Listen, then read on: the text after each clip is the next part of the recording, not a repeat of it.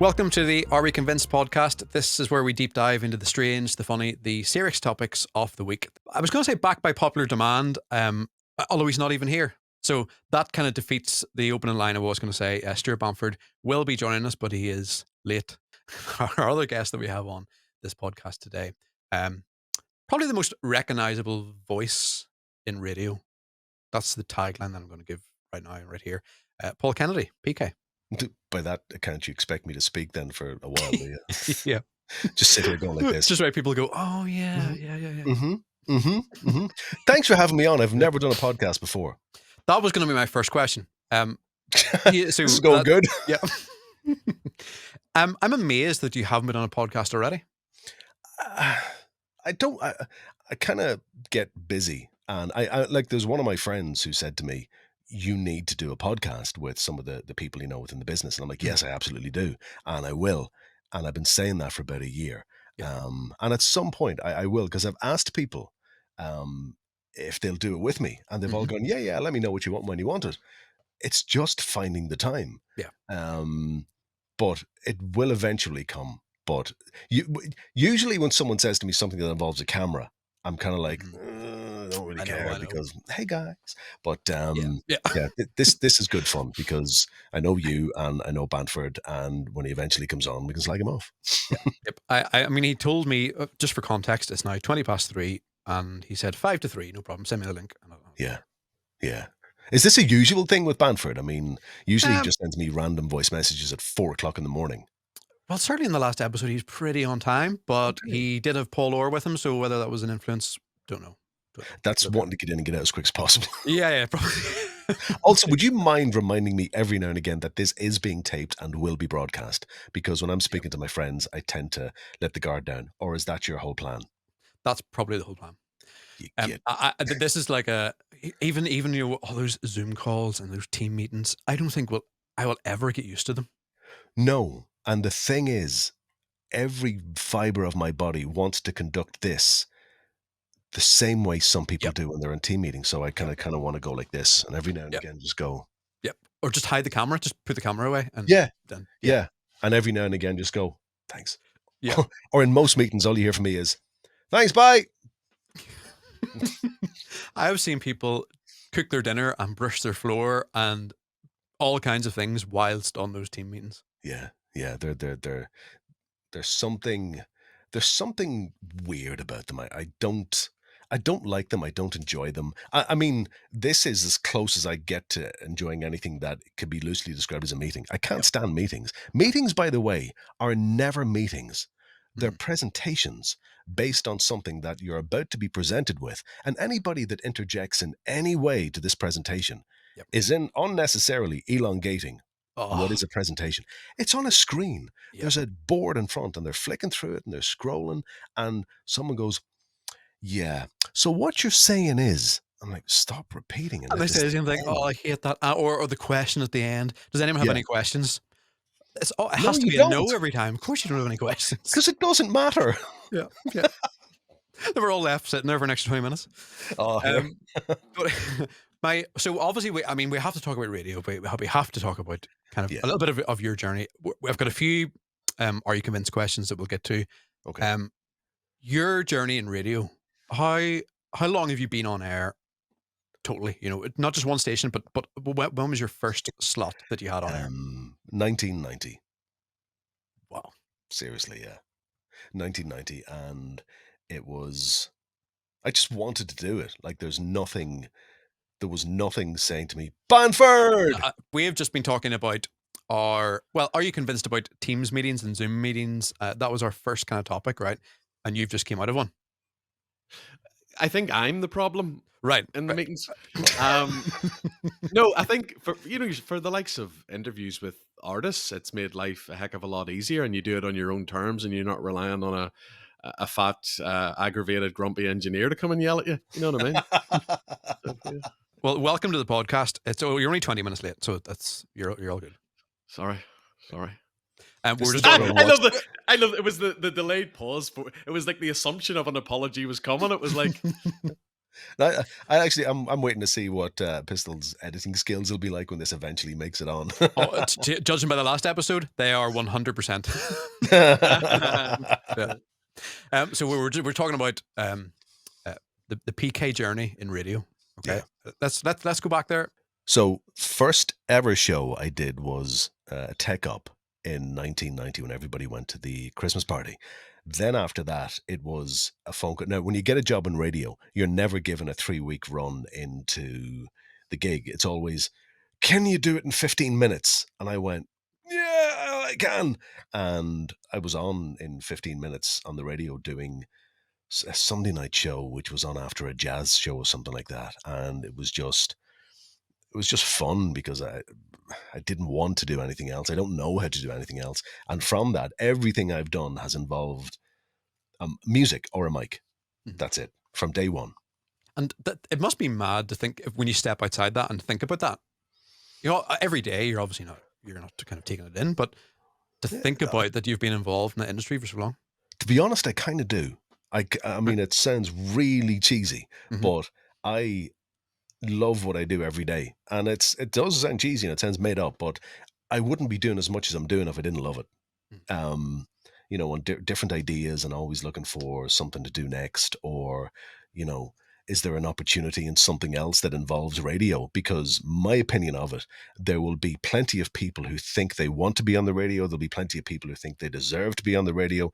Um, and by all means have that outlook on life. But speaking to somebody who's been doing it for quite a while, um, the want to do it has to be followed by not getting paid, then getting paid very little, then working very unsociable hours, then doing it for about a year and saying to the boss, well, what do you think of the show? And him going, who are you? Oh, you're the one that was on. So you have to go through all that. And anybody that's on the radio not having gone through that, to me, is on a kind of a road to being lost, because that is just the way you get onto radio. And unless you're thinking about your next show or where you can go next in radio, I think you're taking up somebody else's job, to be honest. And I do want to mention the top 10 of 10, because top 10 of 10, everyone has heard it, everyone knows about it, everyone's heard that slot. When did that first happen for you? Was that an idea born with you? You know, Yeah, that was your thing. yeah. It was because when I worked in a factory, um, I worked there for 6 months, and the guy phoned me on the day at the end of my trial period, and he said, "You don't really want to work here, do you?" And I went, "How did you know?" And he says, "You never do overtime, and the cleanest machine is the one with the radio on it. I'm not joking you." And he said, "You don't want to be here." And I says, "I really don't." And from that day on, I always wanted to do a show which was along the lines of the top 10 of 10. Mhm. And it must have been a time in Cool where either I said, look, we'll do something at 10 o'clock after the breakfast show. And first of all, it was just a load of songs from one year. And when it started, you would have been able to go back further to like 88, 89, maybe, or something like that. But then it turned into the year or the week of the year. So the top 10 that'll be on the same day as this is going out Mhm. will be the top 10 from that year. And then it just became something fun to do. And it's a thing whereby if you sound like you don't know what you're talking about, it loses all credibility. So you have to sound like you know what you're talking about, even if you don't. And that's part of the job of radio every time. But yeah, the top 10 of 10 is something that I just love doing. Mhm. It's you get to be, every now and again you go back a little bit far. But I mean, realistically, I've got an 11-year-old daughter who sings Girls Just Want to Have Fun. Yeah. At what point is that Yeah. not okay to play? Mhm. Do you know what I Yeah. mean? So, but the top 10 is good fun to do, and it seems to be well liked, and it's fun to do. Who did you who when you were sort of growing up, who was on the radio that made you want to do it? Derek Flood, um, Tony Fenton. It would have been a lot of DJs that were on local stations near me, and like Derek Flood, they used to call me the son of Floody because I wanted to sound like, because he sounded like a jock on the radio. Like, I used to listen to him and go, he said nothing, but he sounded class doing it. And then there was Tony Fenton, who was on 2FM. He was amazing as well. Like, he was a just rocking jockey, really, really high power radio. So listening to both of those, was kind of, and as well as that, there's a lot of pirate radio stations because up until '89, you had Nova, Sunshine, Q, and all of those stations that were called super pirates. That all of the DJs that were on them are still on the radio now. So listening to them growing up was like, wow, that's a class job. And I had no idea of what went along with it. I had no idea that, it was something that maybe somebody would ask your opinion about a concert or someone would ask you to do something or review something. I just heard these guys and went, you said class, I want to do that. And I was lucky enough to do it. And again, that sounds cheesy, but it's true.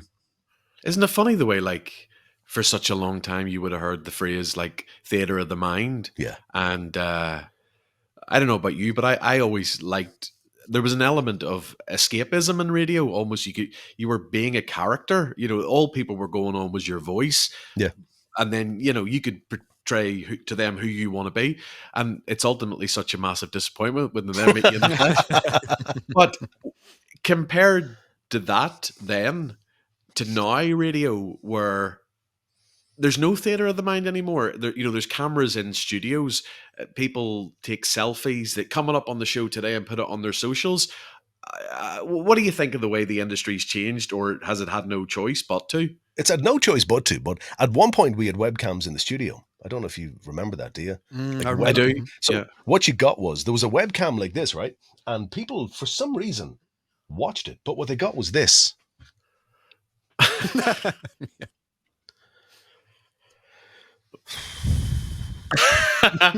And that's what it was. And I'm like, why is there a webcam? So what I used to do is come in and take my cap off and see if I could get it onto the webcam, and got it half the time. But that was, it was daft. But I mean, radio is a professional environment where professionals will be required. And if your skill set is based around something other than the technology in front of you, the mic in front of you, and the capability to speak, if your mind is somewhere else, that's what it's going to sound like. So Okay. it has to be on the desk. It has to be. It's like if you watch, I don't know, Elton John playing the piano. He's all at it. His fingers are independent of his mouth, and he's giving all that. But that's all working together. But if you've got somebody on the radio who's thinking, what the light's like in here, I need to swing in my chair and do a video. No, you don't. What happens if that goes off air right now? What are you going to do? And that's my only concern about the way radio's going, in that some people are getting in and they're not as au fait with the stuff as they should be, because that is one complicated piece of kit sitting in front of you. Yeah. And the first thing I say when people come into the studio is, I know what all them buttons do. All of them. Yeah. Just for the crack. What? Yeah, it is crazy. I just want to ask you what, and I'm completely taking over this, but I just want to ask you what to this point has been the highlight of your career? Is his camera frozen, or is he thinking deeply? I don't know. Meeting Garth Brooks was a highlight. Were you starstruck? Yeah. Met Lionel Richie too, and I was starstruck. Really starstruck when I met Lionel Richie. Yeah, people like that. But then again, there's other people I met that I was let down with. Like I like a band called Earth, Wind and Fire, and I was like, I used to watch your DVD all the time, and it was class, and I know all the dance moves. But you must love.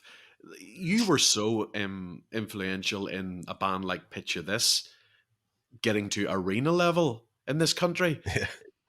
If you hadn't have taken a punt and played their songs, that climb may never have happened, or it would have been a hell of a lot slower.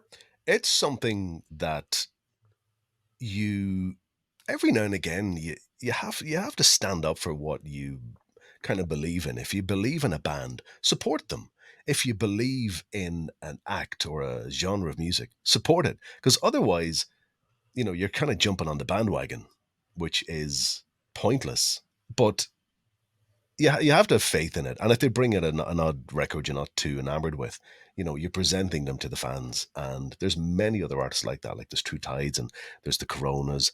There's Brad Heidi, who's another amazing artist.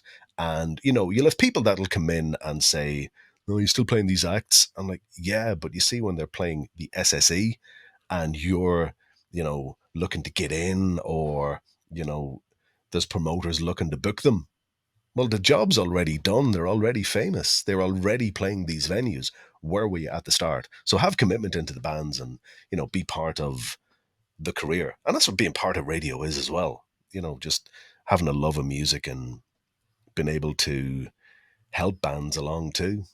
But it's great that a band like Picture This acknowledge your contribution because, when you're standing side stage at something like Belsonic and there's 20 or 30,000 people jumping up and down to their music and you're actually at the side of the stage and you were invited there by the band. Yeah, that's mind blowing. And that's one thing when you're given a backstage pass for a concert, the first thing you do, or the first thing you don't do is use it. You just kind of go, oh, thank you very much, but I'm not, you're at work. It's like them coming and standing behind me now going, well, Paul, what's happening? They're at work and you're getting in their way. So if you're given that kind of access, you go, thank you, and then you go and watch the show. But, the geek in you, of course, wants to stand at the side of the stage and go, this is class. And it is. But you hear nothing, by the way. I went up Yeah. on the stage for the Picture This gig in Belsonic, and they all use the in-ear monitors. So you hear nothing apart from Right. Okay. Jimmy beating the shit out of the drum kit, and that's all you can hear because the rest of it's in the monitors, and you can hear nothing. So being in that area is even kind of even pointless. even the view. I think like all you're seeing is the view of people's heads. So I Yeah, always yeah, thought the view would be you're not seeing the backdrop, or you're not seeing the screens. I always thought the worst position to be in. yeah. It absolutely is, Yeah. and you need to kind of experience that to kind of go absolutely. That's why all the management are at the front. That's why everybody's at the front watching the show. But it's a very privileged position to be in that you never take for granted. But it's fun though. Mhm. It's geeky fun stuff. One thing okay, two questions I have. First of all, in For who? in the whole radio talk about Beyonce, right? So Beyonce going country. This is my first "Are we convinced?" question. Obviously, I mean, two country fans. You're to me Garth Brooks and presenting country radio. What do you make of Beyonce going country? As much as she makes of me. I mean, Banford is the oracle of country music, so his opinion of it would be more. his opinion of it would be more professional, if you like. What do you I think? think to the casual fan or music fan, Beyonce fan, Yeah. it's a bit of a shock to the system. Mhm. But I think if you have any sort of knowledge of the modern country scene, um, the biggest acts in the genre today, Sam Hunt, Brett Young, Thomas Rhett, I mean, you could take their track, take their vocal off it, put Beyonce's vocal on it. So to me, it doesn't. And the fact she's from Texas, and there's elements of that song, Texas Hold'em, that sound so much more country than a lot of today's top 40. I don't know why people are getting their knickers in a twist. I think I think country radio in the States doesn't really play women. It'll play probably four or five, like a Miranda Lambert, Carrie Underwood, Lainey Wilson, Kelsey Ballerini. You know, so I Good think one. for somebody who has just decided to make a country album, who now has hit number one on the charts, for that to be female, for that to be a black female, I think it's a shock to the country system, the industry. They don't want to embrace this because it's still a genre that's completely controlled by the power of radio. Is that why Maren Morris kind of decided to go away? No, that was more about she clashed with Jason Aldean and Jason's wife, and the fact that the industry leapt to the defense of Aldean and the wife. Right. She Okay. then sort of said, "Well, I don't need you," but I mean, what is it they say? It's don't they say this in like pop radio? Your target audience is like a middle-aged female, isn't it? Yeah. Yeah. Okay, so middle-aged female, and that's why if you listen to American country radio, it's primarily men because they say that women don't want to listen to other women; they want to listen to men. The men are all singing about beers and trucks because the big ad spenders on American country radio, the big sponsors of the big outdoor summer festivals that every act wants to be on, are beer and truck manufacturers. So it really is a cynical. And even if a white man sings about love or heartbreak, the songs unless it's a Luke Combs. But the songs climb so much slower, or they'll drop off the charts around 20 something. You have to play the game. I Do you- think if Lionel Richie wrote country songs in the 80s and no one Mhm. batted an eyelid for the likes of Mhm. Kenny Rogers. And when you look at Beyonce, she's a pop artist recording a country song, and the biggest song of last year wasn't a country song at all. It was Fast Car, which wasn't a country song. So why was that welcomed by a country artist doing a non-country song? When a non-country artist does a country song, what's the difference? Yes, and Keith Urban is regularly working with someone like Ed Sheeran. Yeah, He put a track out a few years ago with Julia Michaels. Maren Morris has collaborated with John Mayer. Um, this is not. I don't really understand, but I think there's an element of country fans being a wee bit annoyed about. They like it to be this wee tight knit community, and they don't actually want it to be mainstream. And yeah. it actually annoys me a little bit, but I get it. When you see in these pretty girls all over your social media putting on a cowboy hat, cowboy boots, and doing a wee stupid dance to Texas Hold'em, that's because you're like, oh, I'm a country fan now. But Yeah. but when the but it's country at the minute. It might be rock again next. It might be these things come in waves, Yeah. and Beyonce, the fact Beyonce's doing it, you'll see a lot more pop artists now jumping on the bandwagon, and it will speed up how quickly people become sick of it. And do you think it is a bandwagon of fans as well? Like when you mention like TikToks and all, like think of them in 10 years, they'll probably not be doing that. Well, Along to country music. But I like even last night. I was at Jordan Davis in the Ulster Hall, and when you look out at the crowd, it's check shirts and girls dressed like they've just walked off the set of Yellowstone, and yet you look at the singer on the stage and his band, and he's wearing a t-shirt and jeans. I'm glad. Like I've spent years beating my head against the wall with this stuff. So the fact that I go on, I laugh. There's so many people who've said to me, "Country music's crap. I just don't get it." And but I know they're big Beyonce fans, and when I see them sharing this, I'm going, "Hold on, Brad Paisley didn't work for you, but this does." Is it a bandwagon thing for Beyonce, do you think? Or is Well, she genuinely... I don't know if you know that she put out an album years ago called Lemonade, and there was a country song on that. I think it was called Daddy Lessons, and then she performed it at the Country Music Awards with the Chicks. Back then, they were the Dixie Chicks, and I remember at that time that caused a lot of controversy. In fact, there's like legendary American country singer called Alan Jackson, and he was sitting in the front row and actually on live TV walked out. So it's nothing new. No, None of this is new. But there's nothing else much going on in headlines at the moment, so it's the thing to talk about, which is Beyonce and country. And when anybody wants to question the validity of it, you ask what's its position in the Billboard charts. Yeah. Yeah. but Beyonce too does tend to shift genres from album to album. Yeah, remember she recorded "Break My Soul," the dance records, and dance fans lost their mind. Yeah. No, they didn't. No one cared. It was Yeah. just, oh, that's okay. That's a dance record. But when you start to get into certain genres, that's like you're not going to hear anything other but country but country on a country radio station. So I think that's where they're kind of like finding a problem with it. Whereas, but then you have to ask yourself, does it fit into pop radio when you hear it beside David Guetta, who I'm sure in about a week and a half is going to remix it. So When you ask an American country singer who their influences are, I struggle to think of one who's ever said a country singer.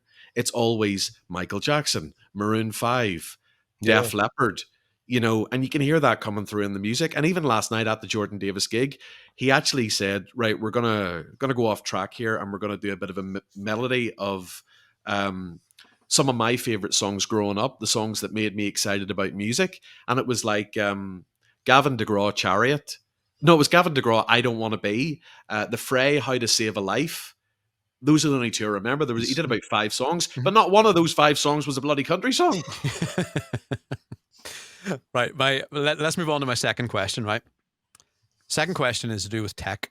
because a video came up on my feed with a guy. He went into this cafe and he's got the Apple Vision on. If anyone doesn't know what that is, it's the goggles, the VR headset, right?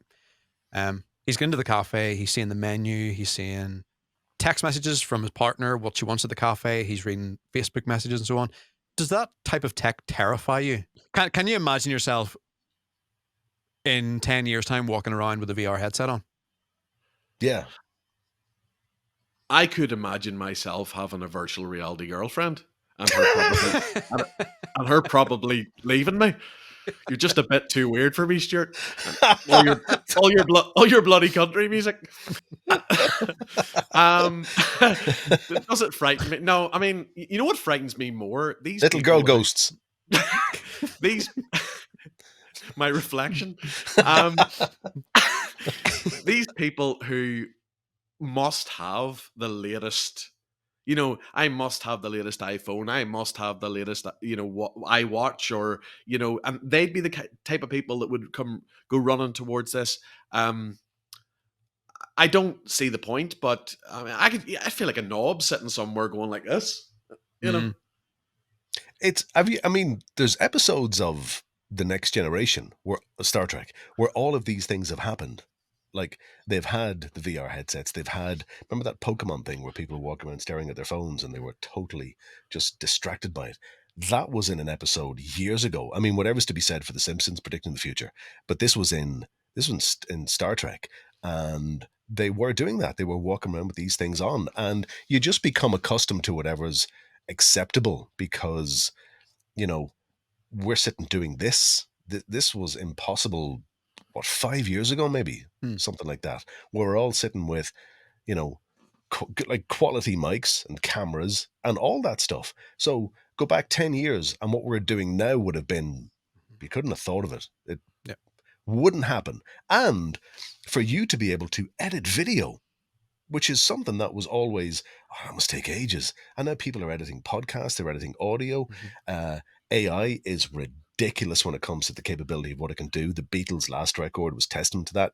You can now buy a plug-in for $100 where you can totally separate the vocal from a song.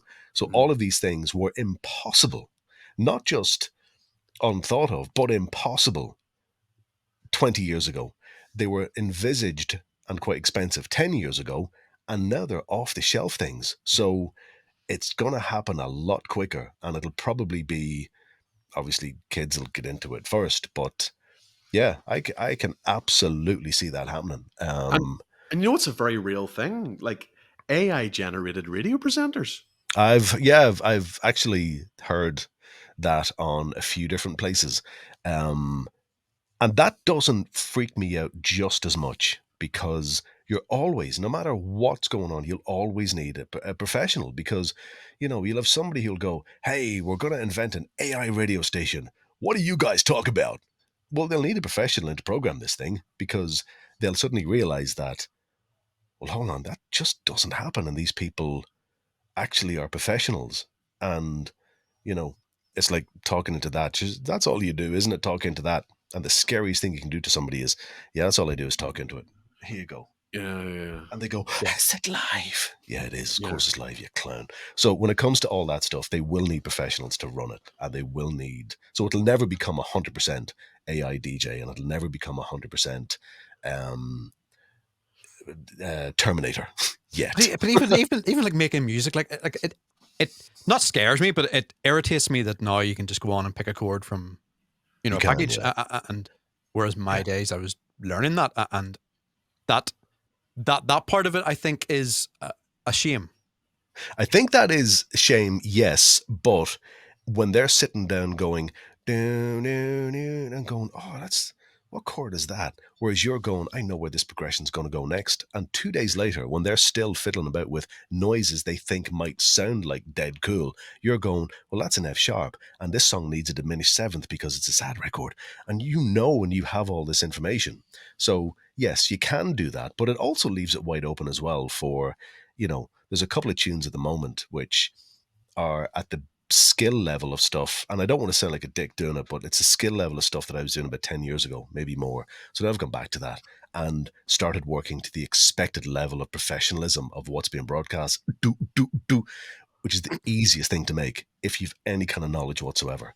So I think, whilst it may seem like everything is moving forward and technology is happening, there's a lot of people starting to use this technology for the first time and making shit with it. Like, proper, what is this? Yep. So then we have the capability to go back in and start making that stuff and make it sound better as well, because, you can build whatever you want from a bank of things, but someone's going to have to be there to make that bank work. Someone has to play those notes in. Nothing happens by magic. There always has to be somebody to be able to do it. That's where I'm going to teach my kids to be trained in AI. I did want to talk about the music you put out there as well, because me coming from that music background, like I can't think of anything worse than sitting down to a computer and putting the work in that you do. It can be so tedious, and it's just something that I would never want to go into and start putting music out there. Like, there's a lot of work that goes into it. There is, but the ones that take the longest are the ones that never happen. 3 days ago, I started working on a song at 3:15. The next day at 5:30, I phoned a guy in a record company, and he went, "Oh my God, what are we doing with this? What are you doing with it? Can we do something with it?" And that was one of those songs, which literally took no time. So ones that do require effort are the ones that have something writing on them. So I've done music for commercials for like Sony and all that kind of stuff through work. So they expect results. You can't just throw something together and hopefully it'll have a bit of a viral popularity spike. They're expecting something from you. So when someone's asking for it, it's a great way of learning things as well. But again, it just involves music. But when someone's going, yeah, could you make the hi-hat just a little bit quieter? And the bit in the middle, take that bit out. What bit? You know that bit. You just want to say something about this, don't you? So you can have your stamp on it. Mhm. So, and if you're willing to put up with that, do it. Absolutely. But the messing about, every song I've ever released that's on Spotify was messing about, period. And it just happened to work. That's what annoyed me, was, an artist like Michael Jackson, who put so much work into his albums and probably only, how many did he release in his lifetime? Probably about 5, like solo albums. Yeah. Yeah. And yet, as soon as he's dead, they're then using technology to. I mean, some of the vocals on those songs aren't even his. They're like AI generated. And then they took That's right. parts from multiple demos and just mashed it all together to create a song. And that's so. I don't get why anybody would get any pleasure out of listening to that. I don't. The last thing I want to hear are demo versions of things. And there was an album they had out by Jacko. I think it was just called Michael, where wasn't. I think it was maybe released in 2010, where it was actually said that it was the one behind the mask was on it, and it was leaked that half the vocals weren't even him. It was just, let's get this out, stick his picture on it, and people will buy it. People. Wow. Yeah. Wow. So, But what do you think too of the whole? What do you call those? Like the like AI generated artists concerts, the live shows now, artists that are dead, like bringing Elvis back to life on stage. it's kind of weird because I don't know about you, but if you haven't seen him, you just haven't seen him. And it's like just watching the telly. Only you're with a load of strangers and you're wanting to get a beer, which takes way too long. So I don't really understand that, but I haven't experienced it. Would you go to one? Like if there was one tomorrow for Jacko, would you go? Well, I know Kiss, didn't they recently play their final ever show, and then as they finished, it came up on screen that they're gonna live on through That's right. Yeah. these kind of graphics, Yeah. and the backlash from their fans was like, "This is the ultimate cash in. How disrespectful!" So it hasn't gone down well in that regard. But I don't think I would. I depend. Like, I would love to have seen someone like James Brown. So if that came to like Belfast or Dublin and it was like 30 quid and there was a live band, it might actually be a good night. 30 quid. Sorry, 300 quid. You know what I mean? 300 quid. Yeah, it's more like it. Yeah. It's a weird thing. I mean, what I can't understand is why two blokes and two girls don't get together and put on a tour, dress up like ABBA and mime to them. Yeah. And literally mime to their records, because people would leave the concert going, they sound so like them. Like, I can't understand when no one's done that. Well, there's some tribute acts to do that. I mean, Wedding I, bands, what? I, I think though that will spoil the want for music or the demand for music. Because think of, if you're going to see someone who's big and they're coming to say the SSE, and you kind of think, no, I'll not bother going to see them this time because I know in 10 years' time there'll be AI version of them that comes and does a tour. Like, it's the appreciation will be lost. Yeah. But then in the same respect, if you go to see like a big stadium act, like I don't know, like a Garth Brooks or like a Billy Joel or something, you probably in the likes of Croke Park spend most of the time just staring at the screens anyway. That's a true. very Yeah, good point. Yeah. very true. Yeah. Never thought about that. I was Yeah. on ChatGPT. ChatGPT, isn't that what it is? Mm-hmm. I think Yep. And PT is it? I don't know. Chat- I don't know. I mean, PT, yep. I called it an iWatch. It's an Apple Watch, isn't it? There you go, yeah. I went onto it one day, and be very careful because it's the stuff that's on it is very, very believable. Because someone said, type in your name and say, write me a story about, or tell me about Paul Kennedy. And they put in radio after it. And it started with, Paul Kennedy is a very talented presenter. What a way to start. Yeah. Pure lies. But then it went on to say, come on, lads, keep up. It went on to say then, Paul broadcasts from 1 to 4 on the radio in Northern Ireland. And like what it wrote was very, very believable, but none of it was true. Mhm.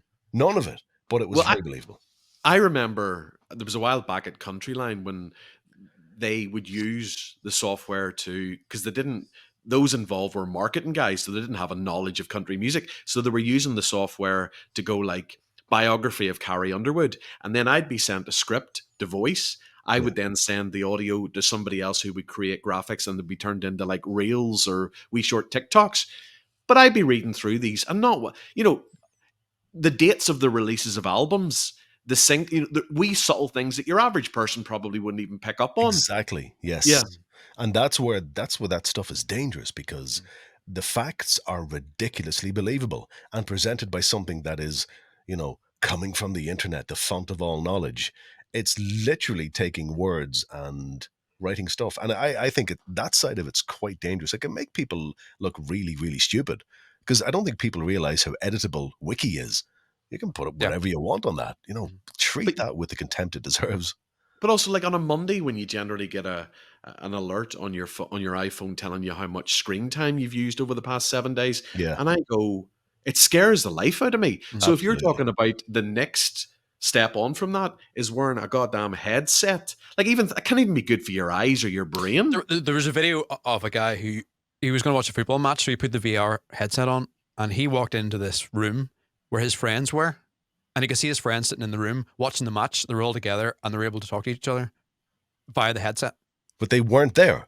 They weren't in the room, but they were in the virtual room. His friends were in the room, but not in the physical room beside him. Yeah. They were in their own houses. I just thought that just blew my mind, even though I'm kind of but does that not sound kind of familiar? No. Well, yeah. Yeah. Why not just do that? Yes. Exactly. Yeah. Screen share. Yeah. Be cheaper. Yeah. Yeah. But is it China where they can pick your face up on CCTV and they know everything about you and they can send fines to your house and they can just do everything. The whole 15-minute city and it's apparently it's not even a fine. It's part of your credits or something like that. That's it. And again, it's on the internet. So again, I give it the credit it deserves, which is the same people that encourage people to leave moving cars, dance to Drake, and eat Tide Pod tablets. So you kind of look at that and go, all right. And then you see some of the AI stuff that's generated where they go, look, this is fake. So that's why I don't tend to believe a lot of that. But, when you look at some of the big experiments that's happened over the world over the past 5 years, you do have to kind of question what is going on and who's listening to what we're saying now. So yeah, let's finish that question. Are we convinced by tech in general? I think that's the question. Yes, I know. 100%. Yes, I am absolutely convinced by tech, but it needs to be used by people who know what they're doing, have fun with it by all means. But if it's going to take over anything, oh yeah, it's happening. Because I mean, during the pandemic, what I was doing used to first of all take the cast of thousands and about £4,500 a day to make this happen with ISDN lines and new BT lines going into broadcast. Now you can just do it from home. So if that is a tip of the iceberg, oh yeah, it's unfathomable what's coming, unreal. And I, you know, Have, you look back and you think by 2024, there'll be flying cars and you look at Back to the Future and all that kind of stuff. I think technology is just taking a different route because someone kind of went, actually, you know what? We don't need flying cars. yeah. I do believe they're a thing. And someone just went, not yet. Let's give them mobile phones and, smart cameras for their house. And let's distract them with, Alexa lights off type thing. Yep. And, you know, that I think that's what we've been given at the moment. Who knows what's coming next? But yeah, absolutely, 100% believe in it. Can I ask next for you? Have you ever thought about doing a podcast, as in your Me? own podcast? Yeah, yeah. There's one of my good friends, a fella called Brian Whitehead, who keeps on saying to me, "Why have you never done a podcast?" He said, "The amount of shite that I listen to." He says, "I wouldn't mind listening to your shite." That's exactly what he said. And that was it. Is it time? Is it Yeah. what is it? Yeah, time. It is. It's time, and it's also because I want to do one that's kind of music based, and I want to do ones with the likes of like the Coronas and Picture This and Pa Sheehy and Moncrief and all that. But it's just getting all of their stuff together so you can get it all done and get it out. But I like to do something new every year, and this year I want to do a podcast. And it'll be 10 episodes or something like that, and hopefully people will listen to it. I don't know. And I I don't kind know. I can only assume you spend so much of your typical working day either in a radio studio or Here, something radio related. yeah. So probably in your spare time, it's not the greatest you're not awfully motivated to just do more of that again. I kind of would if there was an ending to it where it's like, right, we'll get these 10 episodes done. Here's what it's going to require to get it done, and it'll be out there forever. And it's not a never ending thing. I'm sure there's people wondering when this shit's going to come to an end. The rubbish I'm talking. But I think I thought you meant this podcast. technically I do. But I think yeah, if it's got a start, a middle, and an end, and you can get it done, that'll work for me. But to go full circle with radio, do you feel threatened? Do you think radio feels threatened by podcasts? I don't think so, because radio will always need the kind of spontaneity of what's going to happen next. A podcast is a theme. And it is something that people get into, but it's within the genre that they like. So if it was a case of podcasts taking over from radio, they have to live together. Otherwise, I haven't got a job. But I guess actually, when you say that, I just thought, well, no, live radio. You're not live radio. You're not going to be able to replicate that, I suppose. No, you can't replicate live minute. radio. And as well as that, any kind of Spotify playlist or any kind of anything that's on streaming services has been curated to your style. So it will follow on with something you like and you like and you like. And eventually you'll go, I want to hear something different. And when are you going to get introduced to something different if you're constantly in your own comfort zone of next, and an algorithm picking because you listen to the Happy Monday series of Stone Roses, and here you might like Happy or Echo and the Bunnymen or something like that. And then before you know it, you're listening to New Order's greatest hits. But it's all within that bubble of what you deem to be comfortable. But if you listen to the radio, at what point during a presented playlist are you going to go, oh, I haven't heard that song in ages? Mm-hmm. Yeah. Or what's that song? You'll never get that with Spotify, but you will get that with radio. And I hope you still keep getting that with radio. Are you familiar with podcast radio? No, I haven't seen that. It's a station in the States where the output is just, say you have an hour-long podcast episode, however long it is, you send them, because I've done it, you send them I think it's between 7 or 14 minutes. Yeah.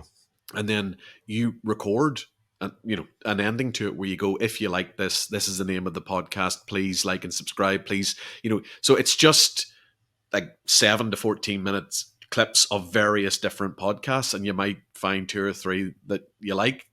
Oh, that's cool, actually. I like That's that good, idea. Yeah. Peter's there going, how do I get my gig into that? Let me get my notepad out. Well, that's everything I have in my Are You Convinced pile that has been answered. Thanks so much for coming on this podcast. To be the first podcast that you've been on as well. Can you rate your experience out of 10? You have to say, am I convinced? Are you convinced? Is that not the natural ending? No. Oh Jesus, No. dude, come We on. actually don't have. No. By the way, do you know what I was going to call my podcast? Uh-huh. I've just thought of it. And I was told, actually, said to my mate, I've got an idea for the podcast, right?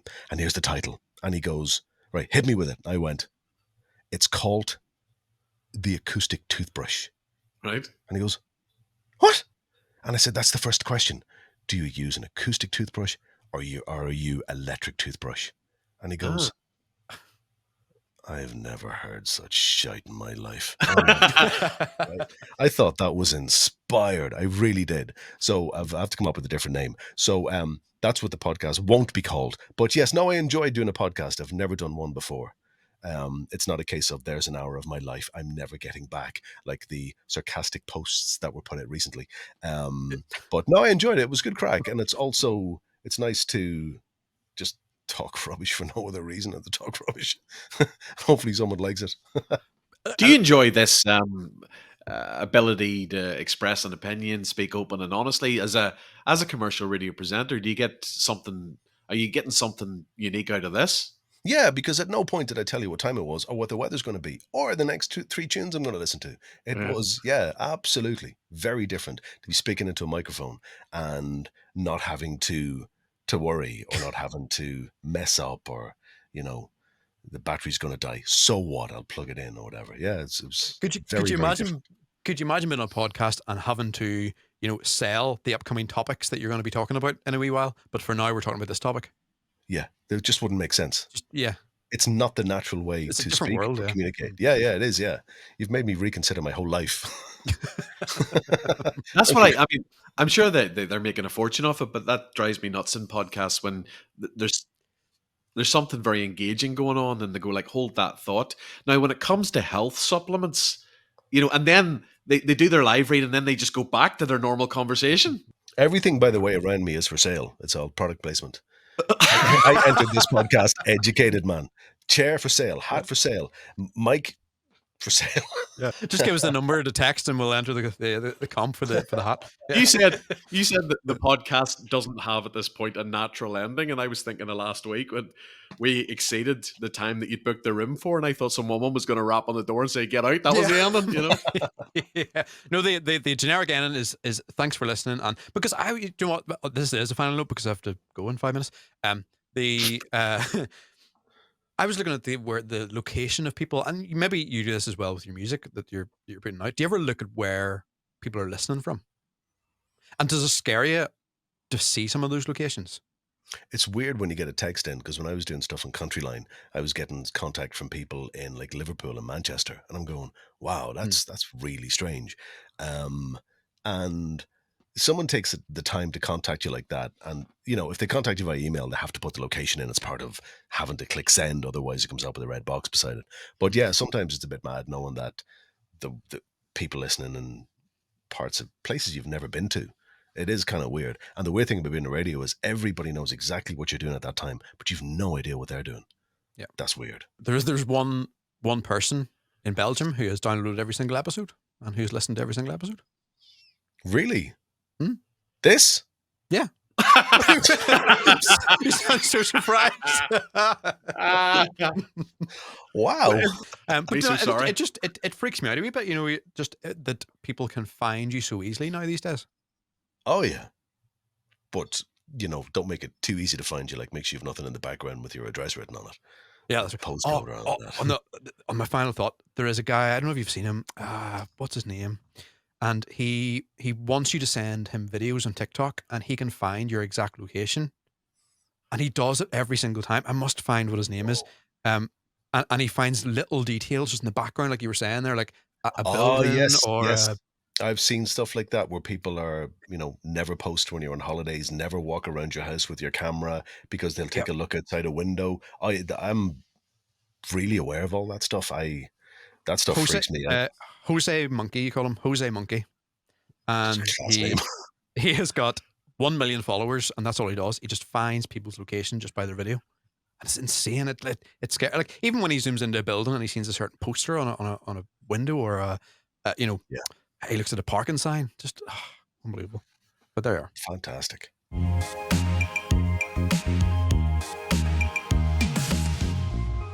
Thank you so much to my guest hosts for this episode, Stuart Banford and Paul Kennedy. If you did enjoy the episode, please do hit the subscribe button wherever you're listening to the podcast. And of course, you can follow our socials as well. We're on TikTok and Instagram at Are We Convinced?